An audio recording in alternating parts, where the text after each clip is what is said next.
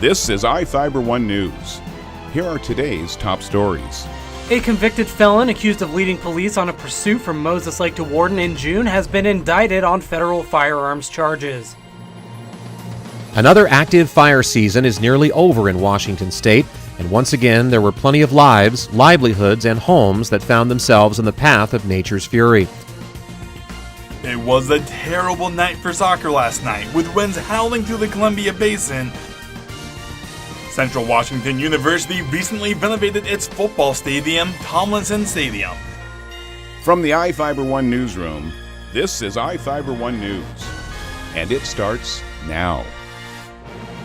A convicted felon accused of leading police on a pursuit from Moses Lake to Warden in June has been indicted on federal firearms charges. Michael Martinez Castoreno is charged in U.S. District Court with felon in possession of firearms and possession of stolen firearms after previously being charged with 10 felony counts in Grant County Superior Court related to the chase. Back on June 5th, Moses Lake Police and the U.S. Marshals Violent Offender Task Force received information that Castoreno, wanted at the time for felony warrants, was at a home in the Terrace area of Moses Lake. Castoreno was seen getting into a Dodge Charger parked in front of the residence. Officers attempted a traffic stop, but Castoreno reportedly fled. Spike strips were successfully used several times during the chase as Castoreno continued onto State Route 17, heading south toward Warden. U.S. Marshals joined the chase and attempted to box Castoreno in and get him to stop, but dashcam video shows Castoreno's vehicle collide with the back of a Marshals pickup truck. At one point, Moses Lake Police say Castoreno was seen throwing liquid from a cup out the driver's side window during the pursuit. Police later discovered Castoreno had mixed methamphetamine into the liquid, and chunks of meth were reportedly found stuck to the side of the car. Castoreno reportedly continued onto Highway 170 toward Warden, eventually coming to a stop in a neighborhood and fleeing on foot. Officer Nick Stewart and K-9 Chief followed the suspect, and Chief was deployed, biting Castoreno in the shoulder area. A warrant was later obtained for Castoreno's car, and police reportedly found 4 pistols, 3 of which were reported stolen, along with meth and heroin. This is Joe Utter for iFIBER 1 News. This segment is brought to you by... Change doesn't have to be complicated.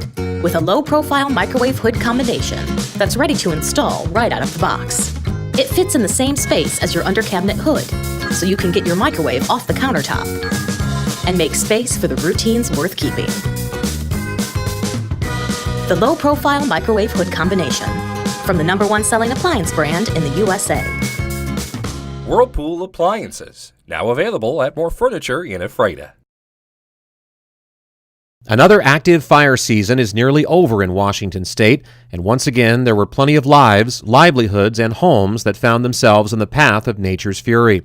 Since the number of seasonal wildfires began to increase in the 1990s nationwide and more people have moved into areas at greater risk for fire, the number of structures lost to these fires has been consistently up and down by the numbers.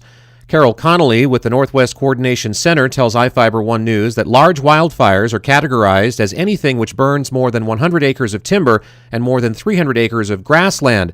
She indicated that Washington's large fires of 2017 claimed a total of 10 residences, 35 minor structures, and 2 commercial buildings.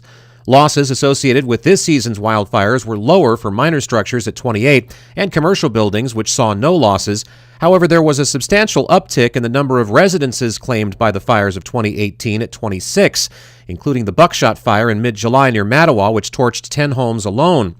Connolly indicates that the severity, frequency, and total number of wildfires in a season can all play a part in statistical loss data, and that great strides have been made in protecting all structures from the threat of wildfire, thanks in large part to both improvements in firefighting coordination efforts and new protective technologies. Aerial support for suppression has become more available to many agencies that work to contain wildfire, and advancements like the aluminum shielding wrap produced by Colorado-based FireZat have greatly assisted in the effort to minimize structure loss to wildfire over the years. This year's national wildfire structure loss stats are expected to be quite grim, however, due in large part to California's Carr and Mendocino complex fires, which collectively destroyed over 8,800 homes and 329 known commercial properties, as well as killing 9 people, including 4 firefighters. Reporting for iFIBER 1 News, I'm Chris Hansen. This segment is brought to you by Your taste buds bored? Well, then bring them to Jay's Teriyaki. Not only does Jay's have a variety of teriyaki dishes, they also offer mouth-watering salads and sides. Call Jay's 509-764-5155. Jay's Teriyaki, located at 123 East Broadway in Moses Lake, because it's all in the sauce.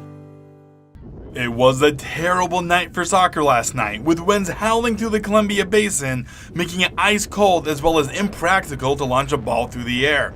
All the same, Ephrata and Quincy girls soccer dueled through the wind, with Ephrata coming out on top 4-0. Ephrata scored 2 goals in the first half to take a 2-0 lead going into halftime, and with less than 12 minutes left in the game, Ephrata got 2 more goals to land to close it out and secure a win over its rival. Quincy has never beat Ephrata since both schools have added the program, but this game was much more competitive than most. After the game, Ephrata head coach Hillary Coombs praised Quincy's performance, saying she's happy to see the team and coach doing well. Both teams will be on the road this Thursday for their next games. Ephrata will be at East Valley Yakima and Quincy will be at Grandview. I'm Adam Chikoski for iFIBER 1 Sports. Central Washington University recently renovated its football stadium, Tomlinson Stadium, and the finished product is sure to please fans. While the addition of the stadium lights was definitely one of the high points, there are plenty more renovations that make the field and game day experience a little better.